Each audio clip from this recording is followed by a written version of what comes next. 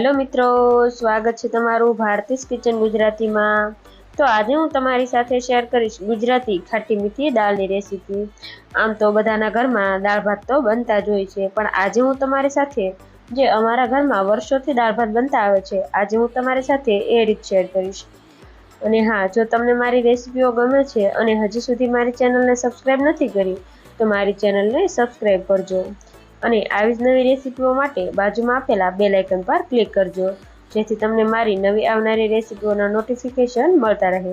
તો સૌપ્રથમ આપણે દાળ બનાવવા માટે મેં અહીં 3 મુઠ્ઠી જેટલી દાળને એકદમ સરસ રીતે ધોઈને મેં પલાળી દીધી હતી। તો દાળને તમારે આ રીતે 1-8 કલાક સુધી પલાળી લેવાની, એટલે દાળ છે તે ઝડપથી કૂક થઈ જશે। તો હવે આપણી દાળ એકદમ સરસ રીતે પલળી ગઈ છે। તો હવે આપણે તેમાંથી આ બધું જ પાણી છે તેને નિતારી દઈશું અને આ પલાળેલી દાળને આપણે એક કુકરમાં ઉમેરી દઈશું।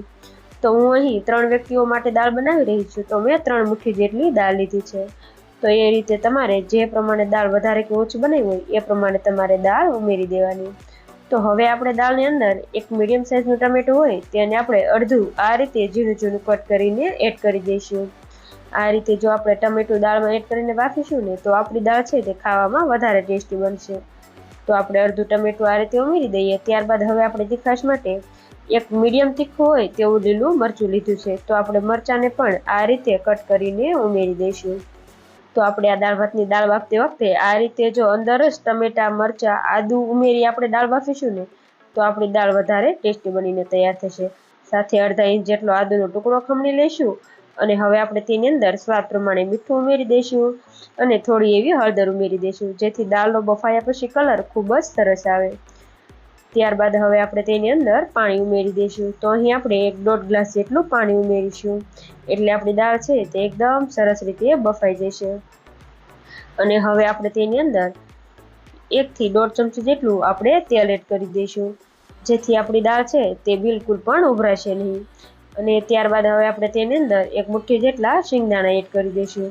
જો તમારે અહીં શિંગદાણા અલગથી પલાળીને ઉપયોગ કરવો હોય તો તમે તે રીતે પણ કરી શકો છો, પણ હું દાળ સાથે જ તેને બાફી લઉં છું। તો હવે આપણે મીડિયમ ગેસની ફ્લેમ ઉપર 4 વિસલ કરી લઈશું। તો જ્યાં સુધી દાળ બફાય છે ત્યાં સુધીમાં આપણે ભાત પણ બાફી લઈશું।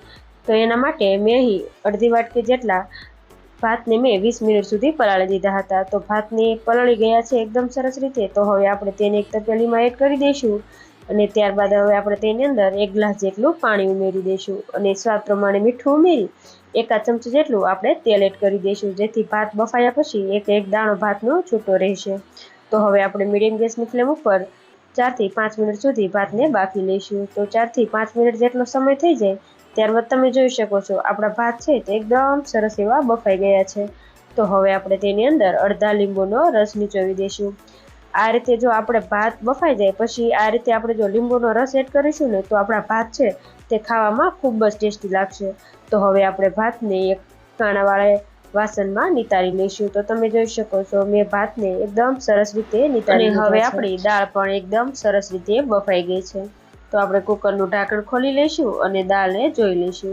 તો તમે જોઈ શકો છો અહીં આપણી દાળ છે તે એકદમ સરસ રીતે બફાઈ ગઈ છે। તો હવે આપણે વિસ્કરની મદદથી દાળને આ રીતે થોડી એવી ક્રશ કરી લઈશું। જો તમારે અહીં બ્લેન્ડર ફેરવવું હોય તો તમે બ્લેન્ડર પણ ફેરવી શકો છો, પણ અહીં આપણે દાળ બાફવામાં શિંગદાણાને એડ કર્યા છે એટલે આપણે આ રીતે વિસ્કરથી તેને દાળને ક્રશ કરીશું, જેથી આપણા શિંગદાણા છે તે ક્રશ ન થઈ જાય।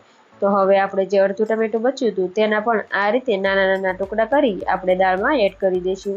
સાથે આપણે 2 ચમચી જેટલો ગોળ ઉમેરી દઈશું અને હવે આપણે દાળમાં આપણી દાળ થોડી આ રીતે જાડી છે તો આપણે તેની અંદર 1 થી 1.5 ગ્લાસ જેટલું આપણે ગરમ પાણી ઉમેરીશું અને દાળને આપણે એકદમ સરસ રીતે મિક્સ કરી લઈશું અને હવે આપણે આ દાળને ઉકળવા માટે ગેસ ઉપર રાખી દઈશું।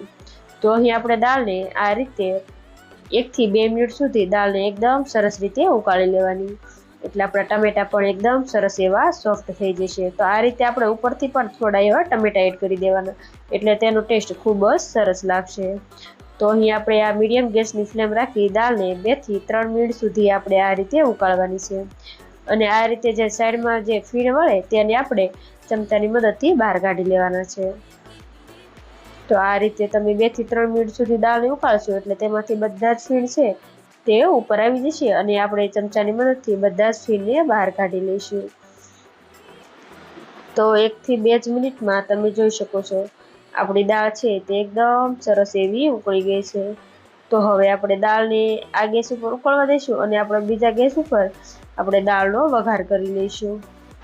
તો આપણે વઘાર કરવા માટે મેં અહીં એક વઘારિયામાં 3 મોટી ચમચી જેટલું તેલ ગરમ કરવા માટે રાખી દીધું છે। તો હવે આપણે તેની અંદર 2 તમાલપત્રના ટુકડા, 1 બાદિયું, 2 લીલા મરચાં અને 2 લવિંગ લઈ લીધા છે। તો હવે આપણે સૌપ્રથમ આ મસાલાને આપણે તેલમાં અડધી 1 મિનિટ સુધી સાતળીશું, એટલે તેનો ટેસ્ટ દાળમાં ખૂબ જ સરસ લાગશે।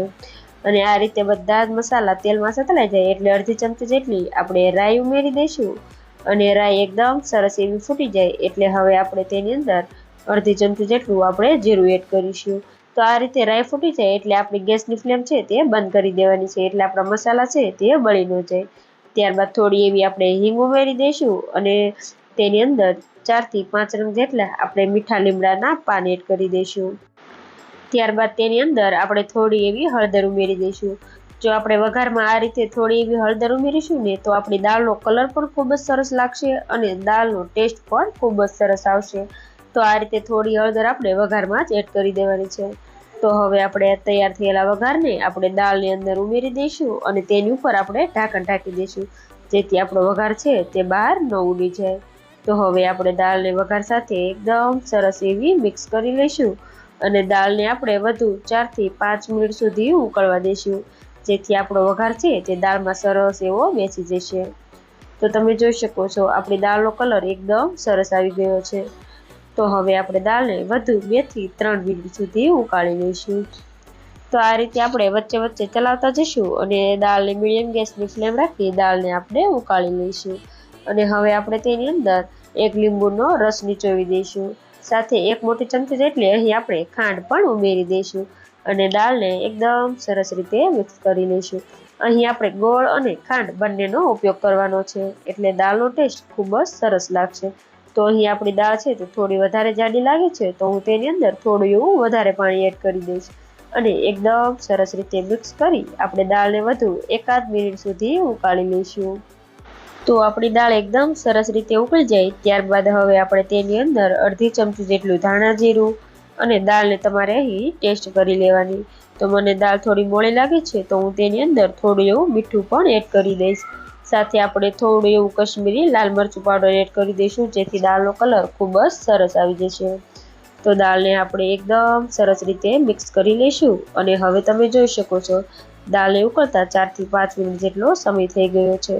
તો હવે આપણે તેની અંદર અડધી ચમચી જેટલો અહીં આપણે સાંભારનો મસાલો એડ કરીશું, સાથે ઝીણા કાપેલા ધાણા એડ કરી દઈશું। તો અહીં આપણી આ દાળ એકદમ સરસ રીતે ઉકળી જાય એટલે આપણે તેની અંદર આપણે ગરમ મસાલો એડ કરવાનો છે અને જો તમારી પાસે અહીં સાંભારનો મસાલો હોય તો તમારે સાંભારનો મસાલો એડ કરવાનો, જેથી દાળનો ટેસ્ટ ખૂબ જ સરસ લાગશે। અને અહીં આપણે લીંબુ અને ખાંડનું પ્રમાણ પણ સરખું જ રાખવાનું છે, જેથી દાળ ખાટી મીઠી ખૂબ જ સરસ લાગે। તો તમે જોઈ શકો છો આપણી એકદમ ટેસ્ટી એવી ખાટી મીઠી ગુજરાતી દાળ બનીને રેડી થઈ ગઈ છે। તો હવે આપણે ગરમા ગરમ દાળને સર્વ કરીશું। તો મેં આ રીતે એક વાટકીમાં ભાત ભરી લીધા છે, તો તેને આપણે એક પ્લેટમાં રાખી દઈશું અને તેની સાથે આપણે આ ગરમા ગરમ ખાટી મીઠી દાળને પણ સર્વ કરીશું। જો તમે એકવાર આ મારી રીતે દાળ ભાત બનાવી લીધા ને તો તમારા ઘરમાં જે લોકોને દાળ ભાત નહીં ભાવતા હોય ને એ લોકો પણ માંગીને ખાશે। આ દાળ ભાત ખાવામાં એટલા ટેસ્ટી બનીને તૈયાર થશે। જો તમને મારી આજની આ રેસીપી પસંદ આવી હોય તો મને કમેન્ટમાં જરૂરથી જણાવજો અને જો રેસીપી ગમી હોય તો વિડીયોને લાઈક કરજો, શેર કરજો અને મારી ચેનલને સબસ્ક્રાઈબ કરજો અને આવી જ નવી રેસીપીઓના વિડીયો જોવા માટે બાજુમાં આપેલા બેલ આઇકન પર ક્લિક કરજો, જેથી તમને મારી નવી આવનારી રેસીપીઓના નોટિફિકેશન સૌથી પહેલાં મળે। Thanks for watching.